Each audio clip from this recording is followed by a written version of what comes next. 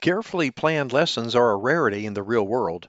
Life is not a series of modules, units, or activities. Assessments are high stakes and have a major impact on such crucial milestones as job offers, career advancement, and special opportunities. Of course, this isn't to say that you should throw the baby out with the bathwater. Lessons, units, and assessments are still useful to teachers and parents who homeschool, but a growing movement, project-based learning, or PBL, advocates a method of instruction that goes beyond isolated units and individual lessons. In just a moment, we'll take a closer look at how this curriculum works and what you need to institute it in your home or school classroom. Welcome to episode 83 of the Teacher Rockstar Podcast, a place where tips and strategies critical to the new teacher are discussed. I'm your host, Steve Hiles, and in today's episode, we're going to be talking about what it looks like inside the project-based learning classroom. But before we continue, we have the following messages from our sponsor. Would you like to jumpstart your classroom management skills? Maybe you're just fresh out of college or a first-year teacher. Perhaps you're a student teacher or maybe a teacher returning back into the classroom. The Teacher Rockstar Academy course is for you. Gain the confidence and the skills you'll need to crush it on day one and beyond. So invest in yourself and enroll now at the TeacherRockstarAcademy.com. That's TeacherRockstarAcademy.com. I promise you that this will be a most transformational experience. Imagine having access to educational products, instructional videos, and top-rated teacher podcasts, as well as articles worth over $1,000 for just pennies a day. Now, wouldn't that be awesome? And you know what the best part is? You get a free 7-day trial to go in and check it out. So really, what do you have to lose? Go check it out. Take a look around. Go to myteachermembership.com. That's myteachermembership.com. And I will be adding more products each and every month, and you're going to love being part of this teacher membership community. All right, let's dive right in. Let's ask ourselves this question. What is project-based learning? Well, broadly defined, project-based learning is more a dynamic approach to education that embeds students in a real-world environment for an extended period of time. Now, during that time, students formulate problems and questions, pose challenges, design approaches to answer those challenges, and generally operate using a project model. This type of learning encourages students to learn more deeply about the subject that they're studying, to engage with it on multiple levels, and to learn the skills and practices that will enable them to deal with complex material in the sophisticated ways required in the real world. Now, to be clear, this does not mean that you should expect students to meet adult standards of learning simply by using a project-based curriculum, okay? Rather, you should give them the means to address and solve large-scale problems over time, just as adults do in professional environments. What are the hallmarks of a good project-based learning curriculum? Naturally, students still need guidance to be successful in this type of curriculum. While a project-based learning is less like a lesson or a unit and more like a true real-world application of knowledge, such as one might find in a professional or scientific environment, students still need ground rules, monitoring, and redirection. More specifically, according to the Buck Institute for Education, they need the following: key knowledge, understanding, and success skills. This includes background knowledge needed to engage with material successfully.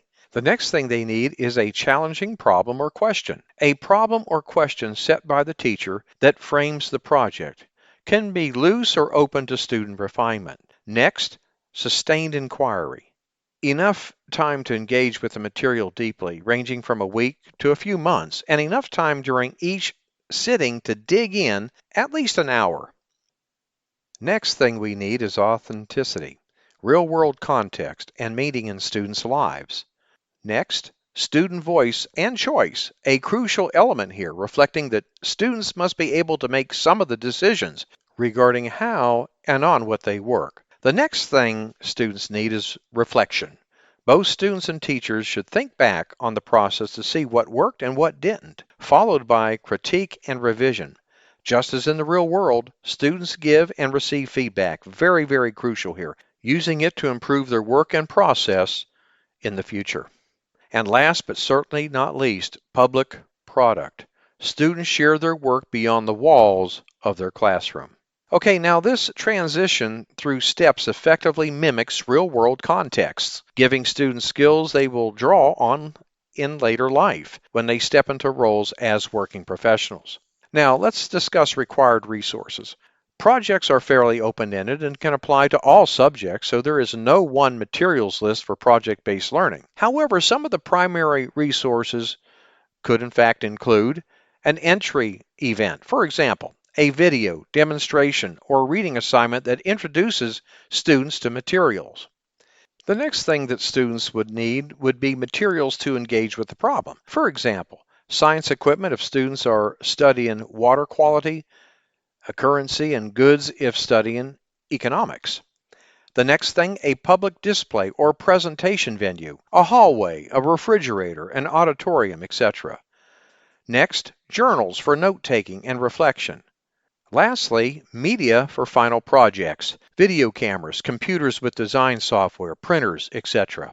The next thing I want to discuss is necessary skill sets. Students find project work more meaningful if they conduct real inquiry, explains ACSD, which does not mean finding information in books or websites and pasting it onto a poster. Doesn't that make sense? To effectively engage with project-based learning, students need skills that can include but must go beyond merely basic skills such as using indexes or cutting and pasting text.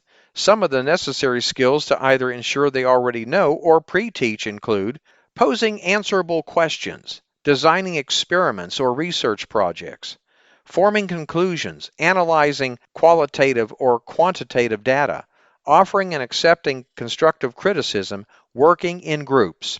Students don't necessarily need to possess all of these skills to begin. I just want to make that clear. They can learn and discover new skills along the way or package their findings in novel ways. For example, this project might be the perfect time to develop communication skills by making videos and PSAs. However, they should have at least some familiarity with the above before beginning. The project-based learning curriculum might feel like a stretch for educators or parents used to providing materials in neatly packaged lessons and units. However, once you understand the main goal of this type of learning, enable students to engage deeply with material over time, it becomes easier. Start with smaller projects requiring less time and materials and progress to bigger ones. Soon you'll be engaging in project-based learning like a pro, as will your students. Well, this brings us to the end of this episode. Hope you found a golden nugget or two from the information presented. Feel free to reach out should you have any questions or comments about this episode. I want to thank you for listening to the Teacher Rockstar podcast. I'm your host, Steve Hiles. When you get a moment, visit my blog and subscribe to my newsletter for the latest educational research, best practices, and unadvertised free bonuses. Go to stevesclassroomresources.blogspot.com. And don't forget to subscribe to us at the Teacher Rockstar Podcast. And if you'd like to support us, please feel free to share our podcast with others, post about it on social media, or leave a rating and review. That would be greatly appreciated. Thanks again, and we'll see you same time, same place. And remember, my friend, you got this.